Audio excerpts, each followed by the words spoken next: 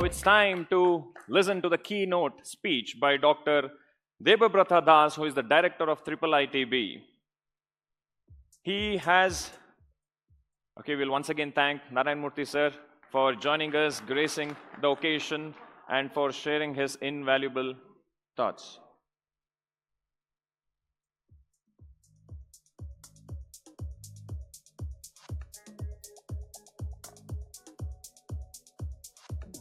Okay, while we are waiting for Debabrata Das to join us, Narayan Murthy sir mentioned that 98% of the services they offer is exported. Now, it reminded me of an incident previous Chief Minister of Karnataka, Basavaraj Bommai sir, narrated. Last year, I had an opportunity of meeting him on stage, and he said back in 1996, he went to Taiwan, and he was amazed looking at the metro trains. No, he could just put that card and it used to punch, and wherever he got off, again another card, and he was like, everything is so automated. And he got curious, he went and he asked, what's happening here? What is this technology? For him, it was like a magic. And the person took pride in saying, yes, we are doing all of this, we are very advanced in technology, and he went on boasting about the particular aspect.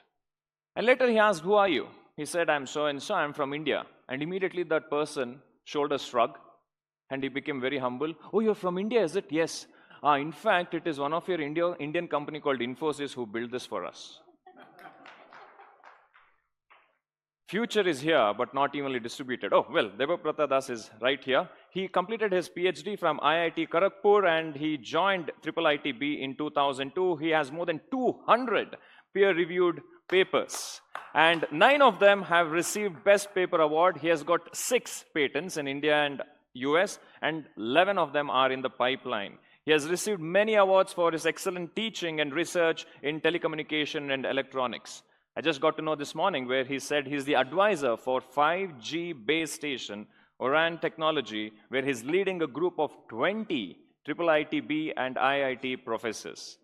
Ladies and gentlemen, please join me as we welcome the director of IIIT-B, Dr. Debabrata Das, to kindly give us his keynote.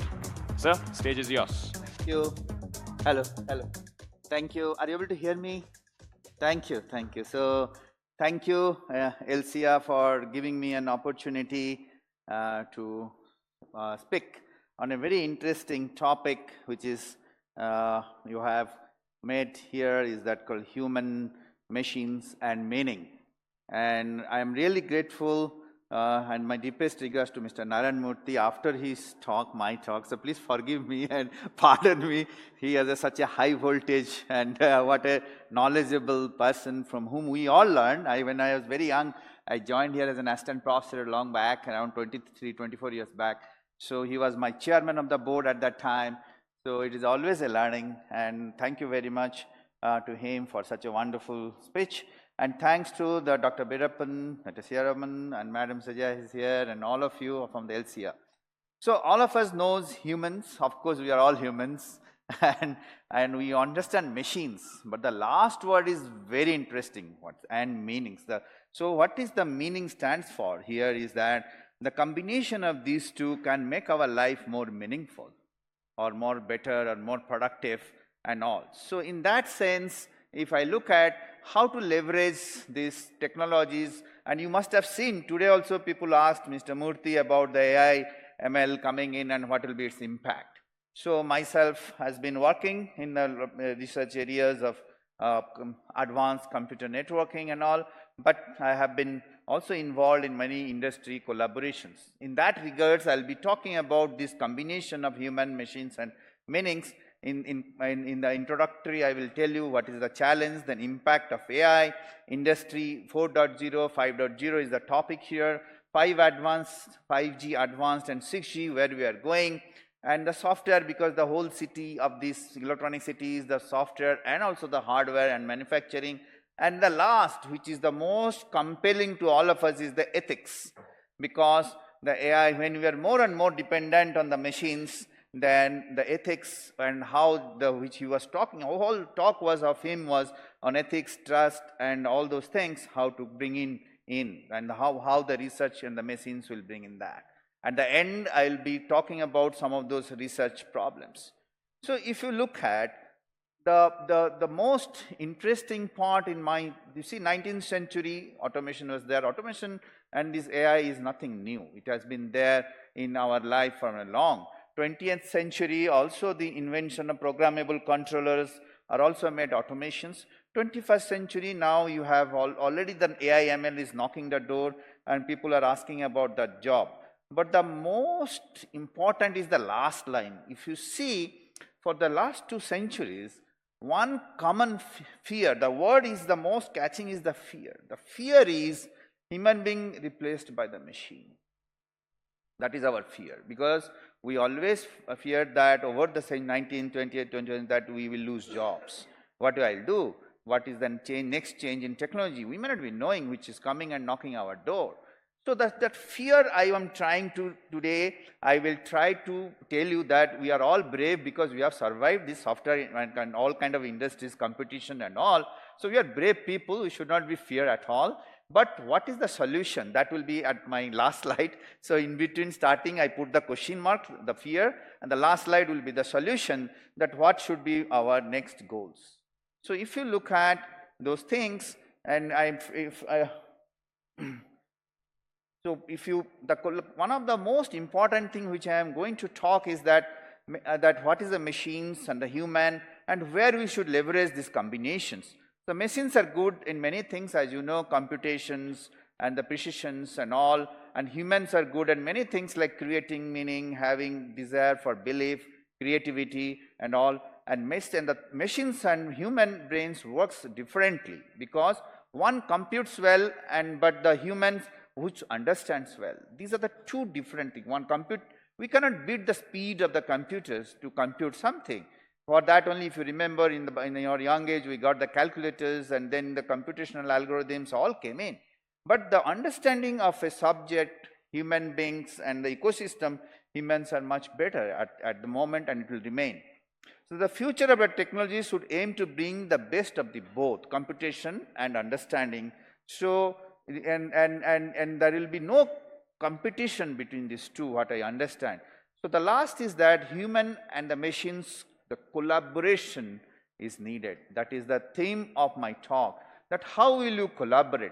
So if you want to remove your fear and you want to be successful, the last point is that how you will collaborate and go forward in the future. So in this regard, what I wanted to say is this, is that this collaborations has multiple possibilities. Example I will give you at the end, very interesting example is, but then before that, the collaborations are between the automations of and also the human being. If you look at that, if you look that how the human and the machines collaboration has happened. Classical example, which is the second highest revenue getter of this state. You will be really, after GST is the most highest is your excise department get from the beverages and all. So I took that example, and also if you'll see that there are AI ML algorithms were developed, given to the lot of vineyards and all. One of the companies called McMurray, it's combinations of different blends give them billions of options of the taste can be possible to the human being for a better sales. I took this example because it is a completely away from our classical kind of things, and it's very interesting. And we found out that they couldn't able to finalize any of these which was given by the machine. What they did, they brought in the best human who have been the best chef of this blend testing and all, and they combined the machine's output with the human interface, human beings, like this picture shows both, and they selected a few which become a result out is that which became one of the best selling wines of the world in the recent research and also the output. What I wanted to say is that we cannot replace the human beings so easily, even though machines are there, because we need the combination of this both. So how we will leverage them? The leveraging in the industry 5.0, telecom, softwares, and all those things is the important by using the AI ML. And if you look at the 6G and all, which is coming up now, I mean, people 5G is coming. So if you look at whole world in this digital world, only in 3 states, you'll be really surprised. What is these 3 states? I say 3 C's, A, B, C, the alphabet C, C. The first C is these 1 and 0s are in conservation. Conservation means it is in the memory. And memory has hardware and software, memory management and all. Second C is computation. Computation means it is CPU and GPU. You pull out from the memory, you do the algorithms, AI, ML, compute in your CPU, GPU, take a decision. And the third C is your communication. Means you are in optical network, wireless network, or inside your laptop or inside your mobile, there is a beautiful networks are there, or your data center. So you will not find digital 1 and 0s except these 3 C's: conservation, computation, and communication. So all these things you see, 5G, 6G, or your memories, clouds, and all belongs to this digital, only these 3 C's. So we belong to one of them in this industry 5.0, automations and all, where I will tell you, this industrial revolutions which you have seen, where this digital world was not there for first 2 centuries, now it has come in. But the only thing is that if you go to the bottom one, you see the evolution from industry 1.0 to 2.0 is 100 years. 2.0 to 3.0 is from 1900 to 2000, another 100 years. But industry 3.0 to 4.0 is only 10 years. And 4.0 to 5.0 is also 10 years. So what we learn? The learning is that after the digitization has come in, the time has shrunk from 100 to 10 years, 10 times. And it will further shrink after AI ML coming in, because your speed of the industry evolution. So please mentally get prepared. These are the things. What I wanted to say is that this 10 years will be 5 years or maybe less than 10 years, sure, with this. So having said that, what next is that how to collaborate between these two. These collaborations are only way to survive. So industry 4.0, as you know, it is a digitizations, and 5.0 is about the human-centric sustainability, resilience, because the contribution of the industry and the society. As a resilience word means that the industry and the human beings are not going through a very peaceful time, because complete churning up is happening. The complete challenges, things are happening. So human and machines collaborations by placing the well-being of the workers at the center of the production process. What Mr. Murthy was telling, that even the machine is coming, the human will be the center of the decision making, because the innovation will come from there. Research and innovation, problem solving will come from the human, which machine will be developing. And adopting a human-centric approach for the digital technologies like AI leverage the human expertise and creativity. Even though we do a lot of AI ML in our labs for last 5 years, I'm not saying, and it is an old concept. If you remember, AI ML previous name was expert systems, genetic algorithms and all. In 1980s we worked when we did our undergraduate, but now it is so active because of the computational speeds and the data available. But we are still leveraging the human experts. All the AI ML algorithms which you used in the advanced technologies are human created. And still in nascent stage, this I wanted to tell you, needs to be regulated carefully. The last part is that still it is a nascent stage, lot of works to be done. So what you see now, the AI ML will take away the job, it is yet to come. But what you see, the jobs kind of thing, which is happening for different market economy and other kind of things. But AI ML real impact will take around 3 to 5 years, because those tools are still in the R&Ds. And it has to be regulated carefully, which I'll talk about it in my last slide and about that. So this is a complex 6G. Let me give you a quick example that when you talk on your phone end to end in 4G, it is a 150 millisecond delay. But when the robotic operations and the robots are coming on the stage, the accuracy will be coming down to the 2 milliseconds from 100. So those kind of delays and all the 6Gs and the 5G advance will be taken care. It is not possible by human interference. So the machines will be taking decisions in this AI ML world. And the right side, I wanted to only touch base here. You can see here, these are the 3 bullets of the 5G standards. These are the 6 bullets by the International Telecom Union has given IMT. This is the India's contribution. We took 75 years. You will feel proud as an Indian that in international telecom standards, we pushed this standard body, this area of research and all from India, due to my collaborators and the Government of India's telecom. And this is going to be in the 6G standard, and which will be pushed from the India to the world. First time after so many Gs. So we as a country now heading forward on the research and all. And my last 2 slides is this, because we are in the software and the hardware world. In the artificial intelligence, in software cycle, you can see here software project planning, problem analysis, software design, implementations, testing, and software maintenance, all these things, every small bullets you see, everywhere the AI tools are coming in. The most important part is in the AI, all the top labs are doing research, is that the security in the AI code. Anybody can hack, change those codes or the programs, then the results which is automated, it will have a danger forever. So those kind of things are also in the very high-end labs people are working. And also, because of the less time, I will be quickly going to some of those collaborations of the AI and software, being the human and the machines.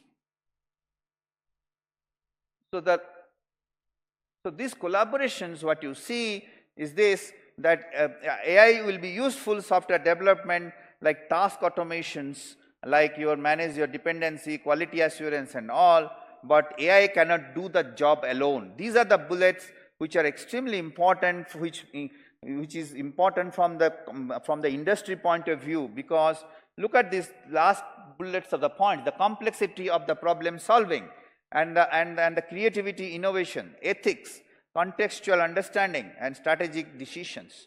So these kind of thing which has to be deep human interference with the machine. And some of the takeaway of before is that leverage AI to augment human expertise. So you should not be at all worried that the loss of the jobs, because there are so many complex problems still open, unsolved on this earth, which is required, where the human interference has to be there.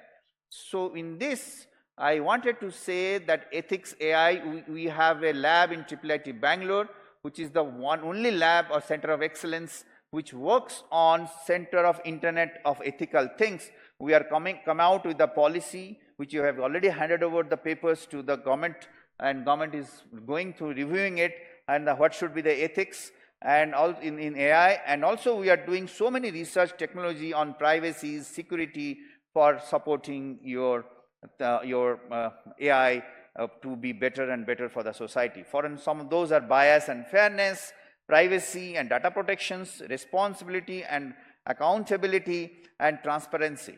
So if you look at the bias and fairness, we have so many examples of in the medical science that we found out some of the AI algorithms which are biased between the colors. So, and also we have found out some of those responsibilities also biased, because the people who writes the algorithms or invents, they are the creator, they are also themselves as a bias. So those kind of things have been taken care of in this research world. Each of these above factors as a human elements, it is only through the human-machine AI collaboration that we can create a better world. Research has to be carefully understand to take the grassroots approach ethically, and the humans are developing AI. So research should aware of their own bias and example. So for an example, I'll give you the example in the next slide, last but one slide. So that is that research itself, the human beings does the research. We are all biased. So how to make it fair? and particularly when we will use the softwares of the AI for the judiciary. Judiciary has to give a judgment. It is between the life and prison or maybe free. So those kind of things, because these are the bigger questions which we are facing at this moment in our labs. For examples, I will quickly give, and then I will say is that AI can be biased. These such first two bullets, if you see, these are well biased kind of things already happened. So people are correcting it now. So in the top universities identified signs of racial bias in medical AI algorithms. And white patients received higher risk scores than the black patient, and let us give the white patients more attention. Similarly, AI in the arts. So as well-known company announced that its AI algorithm could complete the last two movements of the Franz Schubert undefined symphonies. So who will get the credit?